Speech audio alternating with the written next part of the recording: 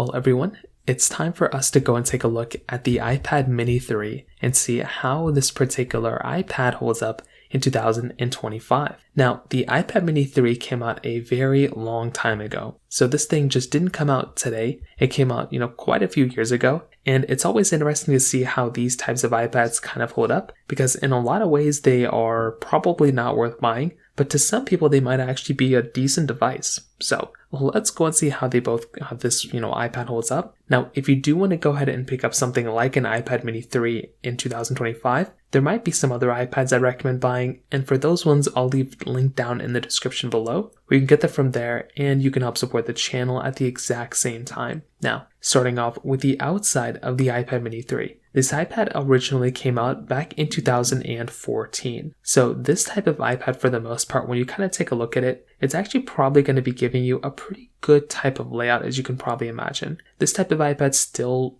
looks pretty decent. It doesn't look that old, although it does have a home button and stuff, which is a little bit outdated, but it's not as bad of a feeling iPad. This thing on the front is giving you a 7.9-inch IPS LCD panel. So within an iPad like this, I feel like it's not a terrible type of panel. And I've said this before and I'll definitely say it again. If you're going through and getting an iPad like this, you might actually feel like this thing is not a terrible type of experience from that particular standpoint. So I've always felt like that was something that's kind of funny, because it just doesn't feel like a super bad or terrible type of iPad from that standpoint. But again, it's not necessarily like the best of the best either, and it can definitely give you some problems when it comes down to that, because it clearly is just not that great of a performing iPad when it comes down to that standpoint. Now, on top of that, another important thing to keep in mind there too is that with something like an iPad Mini 3, this thing is still giving you a lightning port at the bottom, a home button on the front, which is also fairly outdated. That's a pretty outdated type of layout to have there on that side as well. And it's also still giving you, the standard type of feeling, standard type of,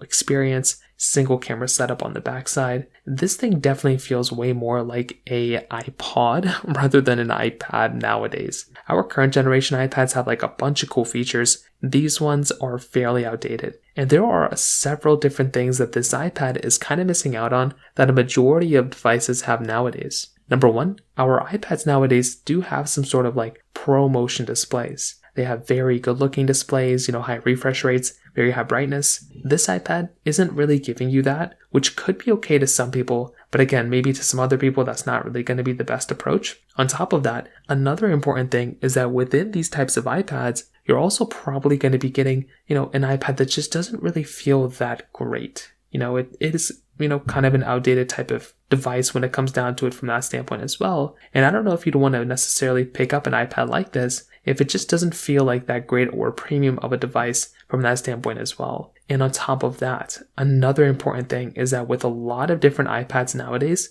we are getting, at the bare minimum, a USB Type-C port. There's no USB Type-C port inside of this iPad as well. And like I said before, that can be a pretty big disadvantage for this type of iPad. And there's no Apple Pencil support. So you are missing out on a lot of different things inside of this type of iPad. And that just isn't necessarily maybe the best approach when you're going through and buying any sort of device from that standpoint. Because you probably want to go through and get a device that is going to be giving you a little bit of a better experience there. And that is essentially going to be the problem when you're going through and kind of buying these types of iPads. So, like I mentioned in that standpoint, if you are wanting to get a better type of device, there are way better iPads you can go through and pick up. And I don't know if necessarily this would be the first type of device I'd recommend picking up from that standpoint as well. So from that standpoint, that kind of covers it up there. When it comes down to the cameras, this thing is going to be giving you a single 5 megapixel camera on the backside. So, it isn't really the best of the best type of camera from that standpoint either. It is already going to be, a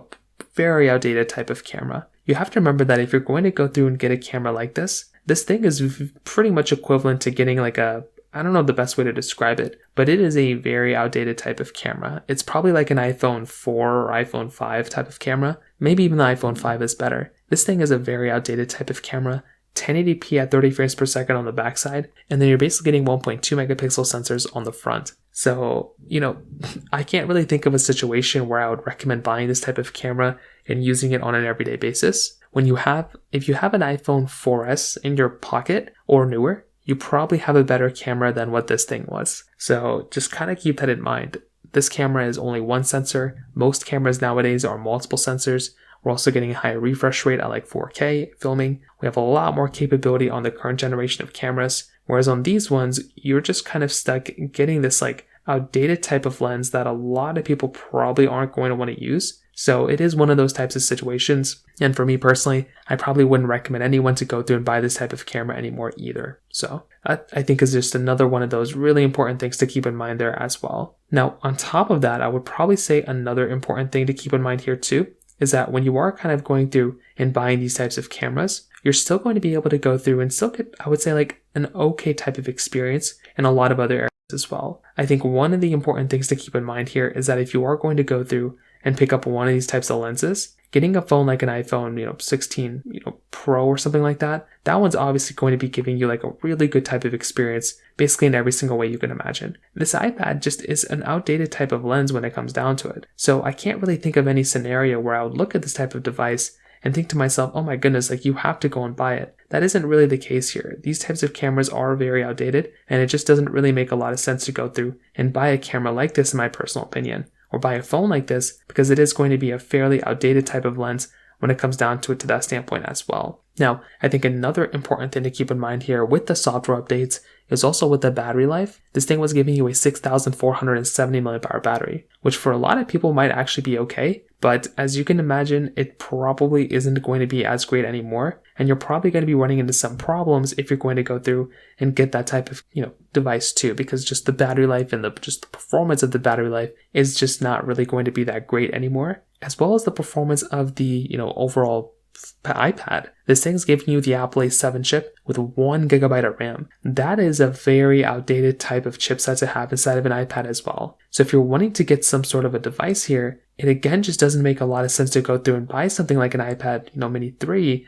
because this thing's performance isn't going to be that good. It's going to be running into a lot of problems because the stability and the performance is just not going to be that great. It's just not going to be a good performing iPad.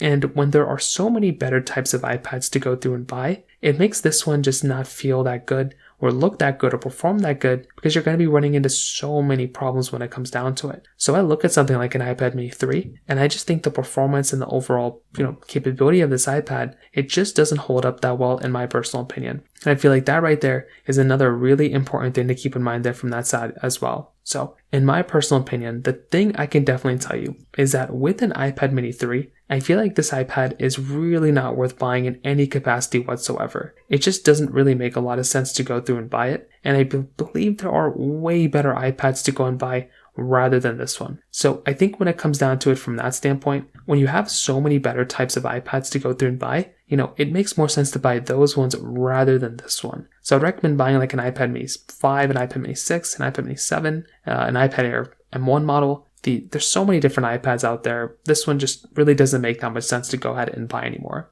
So from that side, that kind of covers it up there. If you have any other thoughts or questions, please let me know in the comment section below. Hit the like button, that would mean so much, but definitely hit that subscribe button. More importantly than everything else, I love every single one of you guys. Hopefully I'll catch you guys in the next video. Peace out till then.